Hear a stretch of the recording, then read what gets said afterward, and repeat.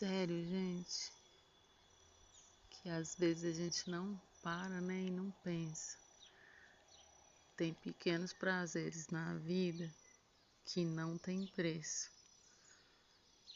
Olha só o som dos passarinhos, da natureza.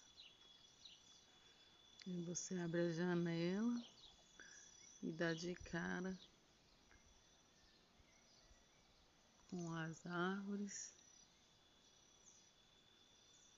e o som dos pássaros da natureza. Olha só, é coisa que só Deus faz, né?